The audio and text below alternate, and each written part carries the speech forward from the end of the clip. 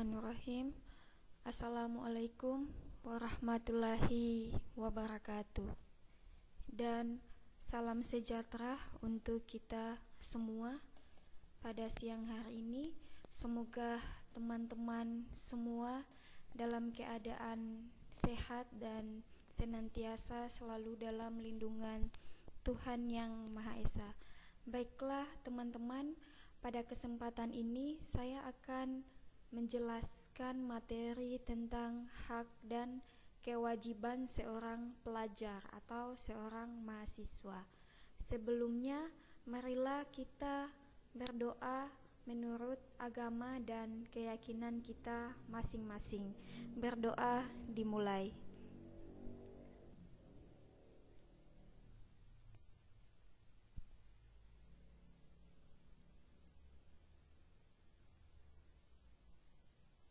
Oke, selesai. Kita lanjut ya. Oke, di sini ada pengertian tentang hak dan kewajiban, di mana hak adalah segala sesuatu yang dapat diambil ataupun tidak oleh individu sebagai anggota warga pembelajar. Itulah yang dimaksud dengan hak. Kemudian kewajiban pada umumnya mengarah pada suatu keharusan atau kewajiban bagi individu dalam melaksanakan peran sebagai anggota warga pembelajar guna mendapat pengakuan akan hak yang sesuai dengan pelaksanaan kewajiban tersebut. Itulah pengertian dari hak dan kewajiban. Kita lanjut lagi ke slide selanjutnya. Oke, jadi di sini ada pengertian hak dan kewajiban. Jadi teman-teman, yang dimaksud dengan hak dan kewajiban di sini adalah suatu hal yang terkait satu sama lain, sehingga dalam praktiknya harus dijalankan dengan seimbang.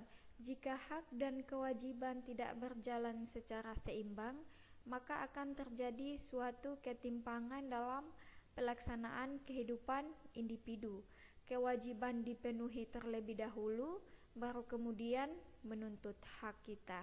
Jadi di sini contohnya seperti kalau kita bekerja dalam suatu perusahaan atau instansi lain, maka kita bekerja dulu. Setelah kita bekerja, baru kita menuntut hak kita, yaitu berupa gaji atau upah.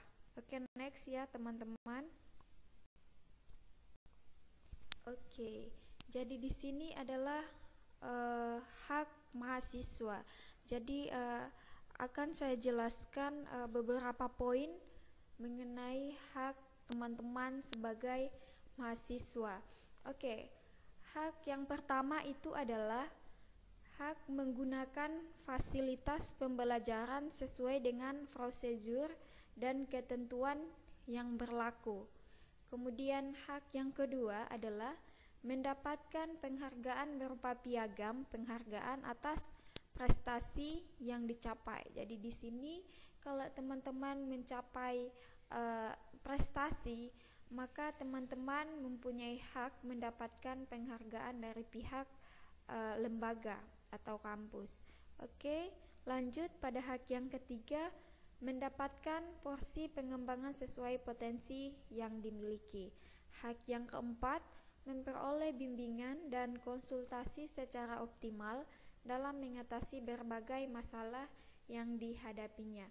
Jadi di sini teman-teman juga mempunyai hak untuk bimbingan ketika teman-teman mempunyai kesulitan, contohnya permasalahan dalam pembelajaran. Jadi teman-teman mempunyai hak untuk konsultasi dengan pembimbing. Oke, next, hak yang kelima yaitu mendapatkan perlindungan selama berada di lingkungan tempat belajar pada jam belajar dan penugasan. Jadi selama teman-teman berada di di lingkungan kampus selama proses pembelajaran berlangsung atau selama proses penugasan ya di luar kampus, itu teman-teman mempunyai hak perlindungan dari pihak lembaga atau kampus. Lanjut ya. Oke, hak yang keenam, mendapatkan laporan dan umpan balik hasil proses pendidikan yang diikutinya. Itu jelas kalau dalam proses pembelajaran pasti akan ada umpan balik dari seorang pengajar. Oke, next, hak yang ketujuh, mendapatkan pendidikan dan pengajaran. Oke, yang kedelapan, mendapatkan pendidikan dan bimbingan dari dosen. Kemudian ke-9, mendapatkan perlindungan dan keamanan. And then yang ke-10, menggunakan fasilitas tempat belajar seperti kelas, laboratorium, dan perpustakaan. Jadi teman-teman mempunyai hak untuk menggunakan fasilitas-fasilitas yang ada di setiap lembaga atau kampus. Oke, tadi teman-teman telah mengetahui apa saja hak-hak teman-teman yang teman-teman dapatkan di lembaga tempat teman-teman belajar. Kemudian di sini ada kewajiban juga yang harus ditaati oleh seorang mahasiswa ketika menuntut ilmu di setiap lembaga yang dipilihnya. Oke, kewajiban mahasiswa yang pertama atau mahasiswa di sini adalah menghormati dosen atau pengajar. Jadi ini jelas ya, seorang pendidik harus menghormati gurunya, dosen atau pengajar. Oke, yang nomor 2, membantu dosen atau pekerjaan mengajar. Jadi di sini maksudnya ketika seorang pengajar atau dosen membutuhkan bantuan dalam lingkup masih dalam proses pembelajaran, maka mahasiswa atau siswa berhak untuk mempunyai kewajiban untuk membantu dosen atau pengajarnya. Kemudian yang ketiga, menjaga kebersihan dan keindahan lingkungan sekitar. Jadi di sini mahasiswa mempunyai kewajiban untuk menjaga lingkungan di sekitar tempat belajarnya. Yang keempat, ini kewajiban belajar yang rajin, karena mahasiswa ya tugasnya untuk belajar. Kemudian poin yang kelima, selalu mengerjakan tugas yang diberikan dosen atau pengajar. Jadi teman-teman itu wajib mengerjakan tugas yang diberikan oleh dosen atau pengajar, karena setiap tugas itu pasti akan ada nilainya. Next, kewajiban yang keenam, mengikuti seluruh kegiatan tempat belajar sesuai dengan ketentuan yang berlaku. Jadi teman-teman mempunyai kewajiban mengikuti semua jadwal yang telah ditetapkan oleh lembaga dalam proses pembelajaran. Kemudian next, di poin yang ketujuh, mewujudkan dan memelihara ketertiban, keamanan, keindahan, dan kekeluargaan. Oke, poin yang ketujuh saya rasa itu sangat jelas. Lanjut ya, pada poin yang ke-8, hadir di tempat belajar sebelum pembelajaran dimulai. Oke, jadi dalam setiap proses pembelajaran, mahasiswa atau mahasiswa itu diharapkan untuk datang tepat waktu, tidak bisa terlambat, harus membudayakan yang namanya disiplin, on time.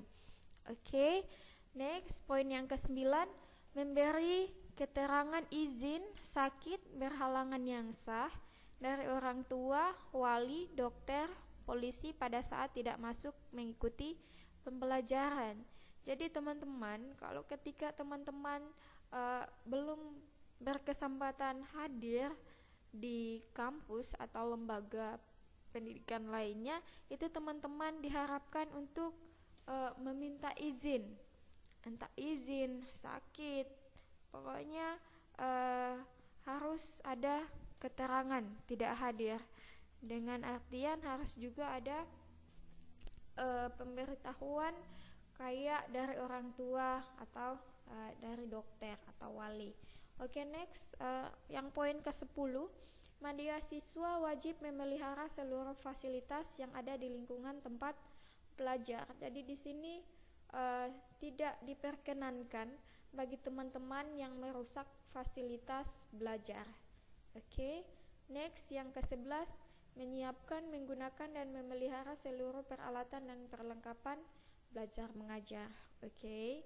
Nomor 12, mematuhi berbagai ketentuan khusus yang mengatur menggunakan fasilitas di lingkungan belajar. 13, mahasiswa wajib menggunakan pakaian sesuai dengan ketentuan yang telah diterapkan. Jadi untuk pakaian di sini tentunya pakaian yang rapi dan sopan. Oke, tadi teman-teman telah mengetahui kewajiban-kewajiban apa saja yang harus teman-teman lakukan ketika berada di dunia pendidikan atau ketika berada di lembaga pembelajaran. Oke, sekarang saya akan menjelaskan larangan bagi mahasiswa. Jadi di sini ada beberapa poin yang teman-teman harus ketahui, bahwa ada beberapa yang tidak bisa dilakukan di dunia kampus atau di lembaga pendidikan. Baiklah, poin yang pertama itu adalah melakukan kegiatan politik praktis di lingkungan kampus. Jadi di sini sangat dilarang kalau di kampus itu ada yang namanya praktis politik ya. Yang kedua, membuat kegiatan dan perbuatan yang menyinggung sara, suku, agama, ras. Ini juga sangat dilarang di dunia kampus, kayak membeda-bedakan suku atau agama ataupun ras, itu tidak diperbolehkan. Kemudian poin yang ketiga, mengikuti program perkuliahan dan program kemahasiswaan tanpa memenuhi persyaratan sebagai mahasiswa aktif. Jadi ketika teman-teman bukanlah mahasiswa yang terdaftar sebagai mahasiswa aktif, maka teman-teman dilarang untuk mengikuti perkuliahan atau program kemahasiswaan yang diadakan di kampus. Kemudian poin yang keempat, menggunakan fasilitas lembaga tanpa izin pejabat yang terkait. Oke, jadi di sini juga teman-teman dilarang menggunakan fasilitas kampus tanpa izin dari pejabat tugas yang terkait. Dan yang kelima, menggunakan fasilitas lembaga tanpa izin. Oke, ini poin yang keempat sama yang kelima sama ya. Poin yang keenam, membuat pernyataan atau tindakan yang mengatasnamakan lembaga dan organisasi kemahasiswaan tanpa melalui prosedur dan aturan yang berlaku. Jadi di sini juga dilarang ya seorang mahasiswa membuat pernyataan atau tindakan yang mengatasnamakan kampus, padahal tanpa melalui prosedur atau aturan yang berlaku di kampus tersebut. Kemudian nomor 7 atau poin yang ke-7, bertingkah laku yang dapat merusak citra alma mater seperti sikap premanisme. Jadi ini dilarang juga di kampus, karena ini akan berdampak negatif terhadap alma mater. Oke, poin yang ke-8, memakai dan mengedarkan narkoba. Ini jelas ya, mahasiswa itu dilarang memakai dan mengedarkan narkoba atau drugs. Number 9, yang ke-9, poin yang ke-9, memakai minuman keras dan mengedarkan minuman keras di kampus. Ini juga sangat dilarang di dunia kampus, apalagi mengedarkannya di dalam kelas atau di lingkungan kampus. Kemudian yang ke-10, melakukan kecurangan akademik seperti plagiat tulisan ilmiah, karena karya seni, serta pemalsuan surat-surat penting dan memalsukan nilai.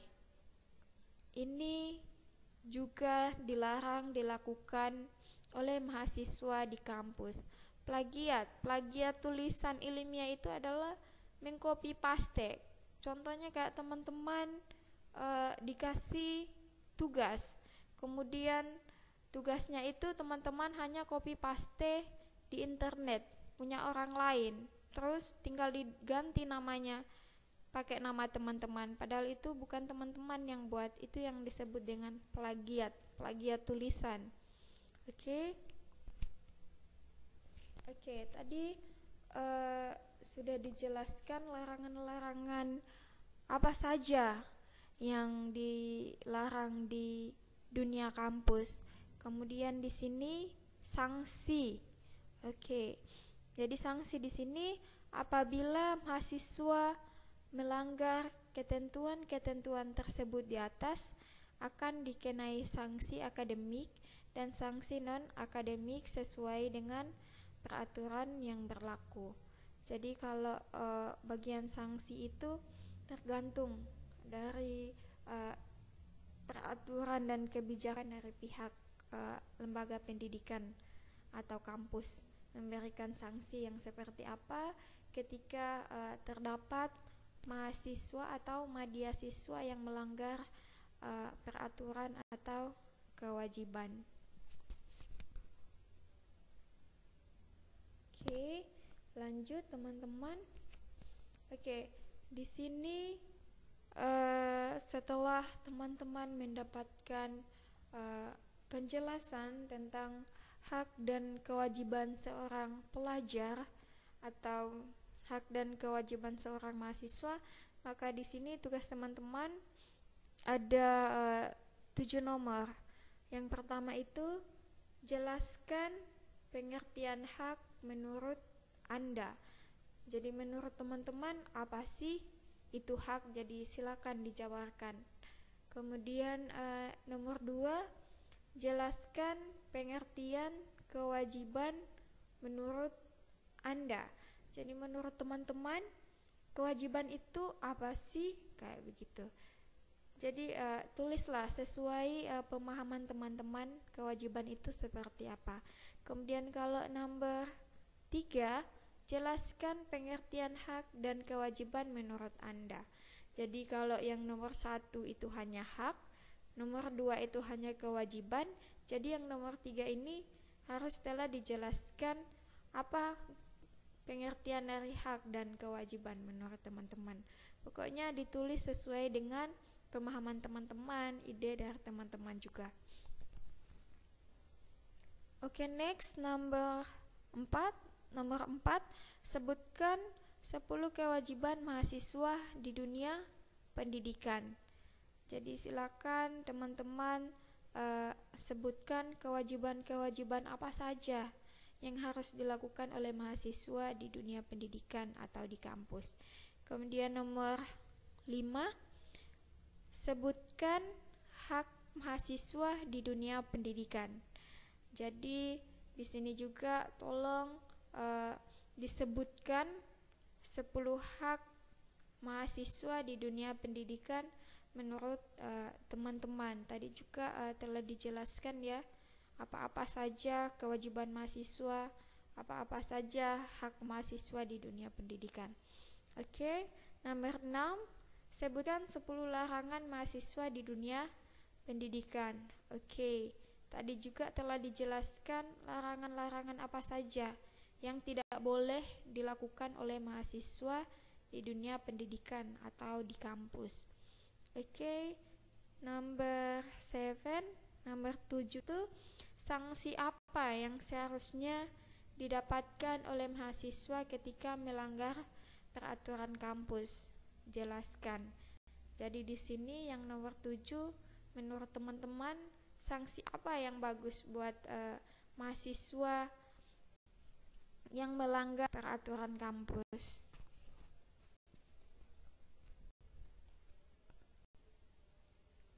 Oke, teman-teman, itulah materi tentang hak dan kewajiban bagi seorang pelajar atau mahasiswa. Semoga dari penjelasan yang tadi ada manfaatnya buat teman-teman. Teman-teman bisa paham. Saya akhiri, sekian dari saya. Wassalamualaikum warahmatullahi wabarakatuh.